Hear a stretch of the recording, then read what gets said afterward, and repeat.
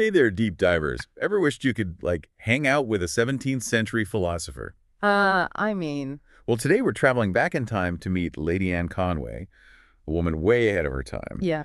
We've got excerpts from the Stanford Encyclopedia of Philosophy entry on her, so get ready for a um, fascinating journey into metaphysics, spirituality, and what it means to be human. Sounds pretty deep. Okay, so first, who was Lady Anne Conway? Well, she lived from 1631 to 1679, Okay. and she was this incredible philosopher. A woman philosopher in the 17th century. Yeah, that's, unheard of. Right. It was so rare for women to be involved in philosophy at that time, especially to the depth and rigor that Conway showed. I know. So how did she even get into philosophy? I mean, wasn't it like a total boys' club back then? Well, she was lucky enough to have a privileged upbringing, which gave her access to education. Oh, okay. And she was also connected to the Cambridge Platonists. The Cambridge Platon. Yeah, they were this group of thinkers who blended philosophy and religion. And one of their leading figures, Henry Moore, became her tutor. Wow, her tutor. So they were like pen pals. Pretty much. They discussed everything from Descartes to the nature of reality all through letters. That's wild. So did she, write any books or anything? She did. She actually wrote one major philosophical work called Principles of the Most Ancient and Modern It's a Philosophy. catchy title. Oh, yeah, very snappy. But wait, it was originally published in Latin, right? Yep, that's how scholarly works were often published back then. So not exactly a bestseller at the local bookstore, huh? Well, no, but it was super important historically. This text laid out her entire philosophical system where she challenged some big names like Descartes, Hobbes, and Spinoza. Okay, so what were some of her main ideas? Give us the Spark Notes version. Okay, so Conway's philosophy is built on this idea of a three-tiered universe. A three-tiered universe, like a cosmic layer cake. Exactly. She called these tiers species of being. The first one is God, the source of everything. Okay, God got it. What's next? The second one is Christ, who she refers to as middle nature. Think of Christ as the link between God and everything else. All right, like a bridge. Yeah. And then the third tier is creature. That includes, well, pretty much everything else. Humans, animals, plants, stars, you name it. The whole shebang. Okay, so God, Christ, creation. But what's it all made of? What's the basic ingredient of this cosmic cake? Now, this is where it gets really interesting. Conway argued that everything is made of one substance, spirit. Wait, hold on. Everything. Like even a rock is made of spirit. Yep. For Conway, there's no such thing as, dead inert matter. Whoa. So are you saying my coffee table has a soul? Not exactly a soul in the way we usually think about it, but Conway believed that everything has a kind of vital spirit, just at different levels of what she called density. Density. So some things are more spiritually thick than others? You got it. And it's not about mind versus body, more like light versus dark. Think of a spectrum rather than separate categories. Okay, so everything is spirit, but some things are more spiritually evolved than others. Right. And that's where her ideas about change and transformation come in. Change and transformation. All right, I'm intrigued. Tell me more. So imagine a universe where creatures can actually transform, like literally morph into something else. Morph. Like a Pokemon. Huh.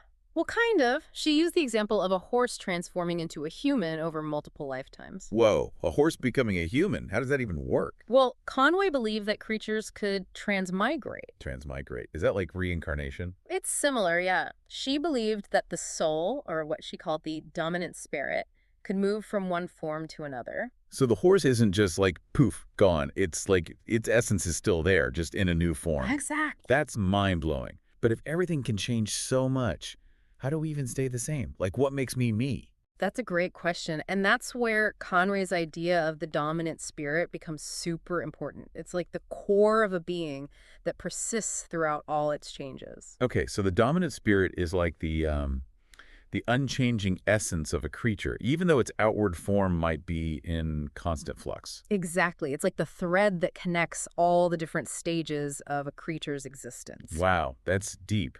So even if a horse becomes a human, its dominant spirit remains the same. Exactly. And that dominant spirit carries the moral weight of the creature's actions. Okay, so even if I'm a horse in one life, I'm still accountable for my horsey actions. Right. It ensures continuity of identity and moral responsibility throughout all these transformations. That's wild. So this dominant spirit, it's like our true self, the thing that makes us who we are. Yeah, you could say that. It's what makes us accountable for our actions and experiences as we evolve towards a higher state of being. A higher state of being. Okay, so there's direction to this transformation. It's not just random. Right, there's a purpose. Conway believed everything is striving towards greater perfection. Perfection, like becoming more godlike. Yes, exactly. She called this perfectibility. It's like this inherent drive within all creatures to become more and more refined, more aligned with the divine source. So the horse becoming a human isn't just some random cosmic fluke. It's a step up the spiritual ladder. You could say that. For Conway, every creature is on a journey of spiritual refinement. It's a beautiful idea, but it does raise a tricky question. If everything is striving for good, what about evil? How does that fit into this whole picture? Ah, that's a classic philosophical conundrum. Hmm. And Conway's answer is pretty fascinating. Well, with Conway, you see, evil wasn't like this big bad thing out there. It wasn't some kind of like inherent force in the universe. Okay. It was more about creatures kind of going off track, straying from their natural inclination towards good. So like a wrong turn on the spiritual path. Exactly. It's like turning away from the light, Yeah. and kind of descending into this denser, more corporeal state.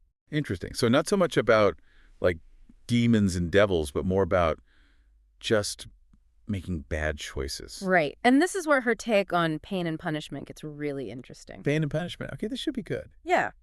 So Conway didn't see suffering as purely like a consequence of sin or some kind of divine retribution. So no eternal damnation, no fire and brimstone. Nope. Instead, she saw suffering as something that could actually be transformative. Transformative, you mean like a learning experience? Yeah, like a necessary part of the journey back to goodness. Wow, that's a pretty radical idea for the 17th century. I mean, wasn't everyone back then obsessed with hellfire and damnation? Pretty much. But Conway had this more compassionate understanding of suffering. She believed that a truly just God wouldn't just punish people eternally for finite mistakes. Right. Instead, she saw punishment as having this kind of purgative nature. Purgative, like a spiritual cleanse. Exactly. It's a process of cleansing and refinement, not eternal damnation. Remember how we talked about spiritual density? Yeah, like some things are more spiritually thick than others. Right. Well, for Conway, this imbalance, this descent into a denser, more material state, that's actually a source of pain and suffering. So like the further we stray from the light, the more we suffer. Exactly. And that pain, she argued, it actually serves to push us back towards the light, towards a more spiritualized existence. So it's like a cosmic wake-up call. Yeah, you could say that. It's a way of realigning ourselves with our true nature, which is ultimately good and godlike. That's a beautiful way to look at it. So no matter how far we stray, there's always a path back to the light. That's the beauty of Conway's philosophy. It's full of hope and possibility. She believed in the ultimate redemption of all beings. Wow. So everyone eventually finds their way back to God. Yes, no eternal hellfire in Conway's system. Only continual growth and refinement. It's such a refreshing perspective, especially considering the time she was living in. But I'm curious, how did people react to her ideas back then? Did she get in trouble for challenging the status quo? Well, you have to remember, this was a time of intense religious debate. Challenging traditional doctrines, especially as a woman, was definitely risky. Right, it was a different world back then. And actually, Conway's main philosophical work, The Principles of the Most Ancient and Modern Philosophy, it was originally published anonymously. Anonymously. Why is that? Well, it might have been to protect herself from criticism. Shield her from some of the backlash that might have come from challenging those established views. Makes sense. But it's kind of sad, too. Her ideas might not have gotten the attention they deserved because she couldn't put her name on them. Yeah, it makes you wonder how differently her work might have been received if she had been a man. It's a reminder of how much has changed and how far we still have to go in terms of recognizing and valuing women's contributions to intellectual history. Absolutely. But even though her work might not have been a bestseller during her lifetime, it did have a surprisingly lasting impact. Oh, tell me more. Who was influenced by Conway's ideas? Well, one of the most interesting connections is with Gottfried Wilhelm Leibniz, Leibniz. Wait, the calculus guy. the one and only. Wow. So her ideas made it all the way to one of the biggest names in the Enlightenment. They did. And it's a pretty fascinating link. You see, Leibniz was a huge admirer of Conway's work. He actually owned a copy of her Principles, probably a gift from their mutual friend, Francis Mercury van Helmont. So they were all part of this, philosophical network. Exactly. And while Leibniz didn't publicly credit Conway, scholars have found some pretty striking similarities between their ideas. Really? Like what? Well, for example, take Leibniz's famous theory of monads. Monads. Refresh my memory. What are those again? Sure, so Leibniz described monads as these simple, indivisible substances that make up the universe. Okay. They're like these tiny units of reality, each one unique and independent, but all interconnected and harmonized by God. Interesting.